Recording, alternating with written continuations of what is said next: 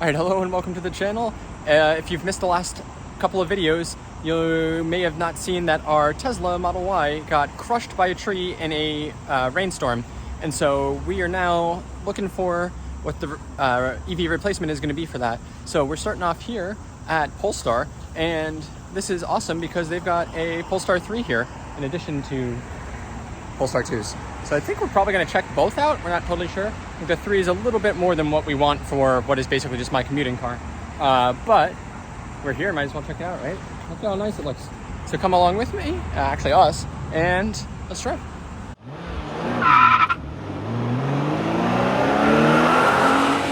That's right. Here's this key card.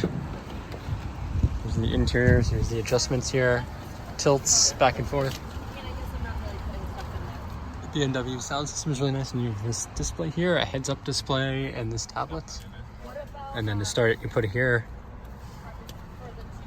USB-C ports up here, 2 of them. This is a little bit of storage. The glove box, but in this particular one, it's not working right now. This is still kind of pre-production. And then this is the performance trim. Not the leather seats. They are heated and ventilated. You've got these gold seat belts denoting the performance, and this is a mark of, or like a callback to, I think it's Volvo inventing the seatbelt. So lots of space back here. You have a little pass-through. I'll show that in a second. You have some storage in here, cup holders, and yeah. And then we're running Android Automotive on here.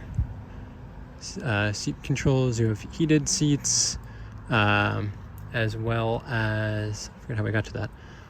Cooled seats too.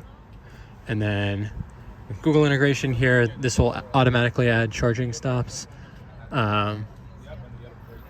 Shows you like arrival, state of charge, and everything. Really good sound system too. And the driving is awesome in here. And a screen back here for temperature controls and heated seats back here.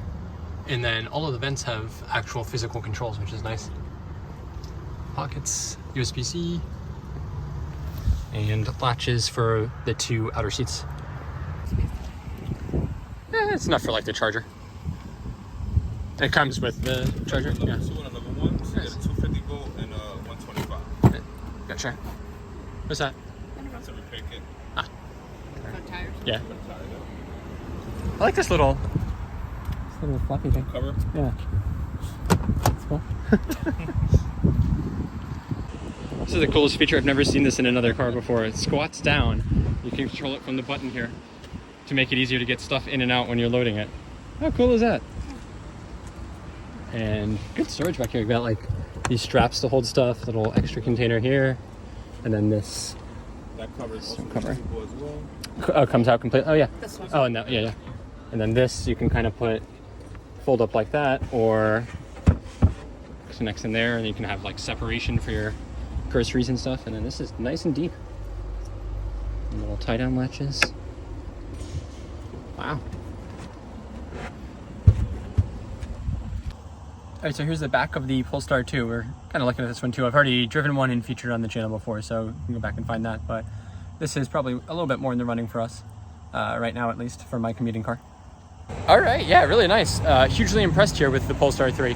So this one is in fact made in China. Actually, both of them, even the 2 were. So I think that explains a little bit. They said they're having slight delays still, like getting some of them, but despite like the months wait and delays earlier on, they're at least starting to get them now, and made it sound like basically they're going to start getting them pretty much imminently, like in the next week or 2. So it seems like it's mostly resolved now. I think because of the low volume of them and the like their deal basically with Volvo, since they are exported, it sort of offsets the tariff, so that doesn't affect things here. But anyway, regardless of all of that, it is awesome, and production should be starting, or has started, I don't know, in the US soon. Really like the ride quality on it, and just the drive is awesome. I am going to have to do some soul searching and think about if I want the performance, if we end up doing the 2 here. So I've got to price some of this stuff out a little bit. Only thing with the 3 is it's pricey, and like there's no deals right now because it's brand new. It's actually more per month than the BMW iX, and I think pretty comparable overall, but it depends on how much you care about, some of the maybe like prestige that comes with a brand like BMW, knowing you've got like the dealer network and stuff. Although here you can just take it to any Volvo service center and be fine. This probably sticks out a little bit more. People are gonna be like, what is that thing? Versus a BMW, which people probably won't even realize is electric. So kind of all comes down to, you know, that little stuff. I think there's more luxury features in the BMW for sure, but here you're getting a little bit more like high-tech kind of stuff. Not to say that the BMW isn't like good on the tech stuff too. So we'll probably do a more direct comparison between the two once we start testing out some of the BMW stuff. But for now, color me impressed with this Polestar 3. I really didn't know what to expect, but it is awesome, and I think it's been worth the wait for this to finally come to the US. So as you can see, they are starting to show up in dealer inventory now, and it might be worth it to start looking, because I think they're going to want to move these really quickly, and it's a really, really nice option. I am really pleasantly surprised with it, and it's kind of flying under the radar right now. So make sure you check one out.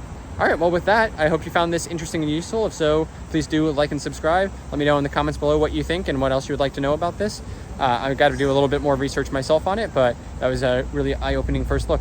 So thanks a ton, and we'll see you out there for another electric adventure soon.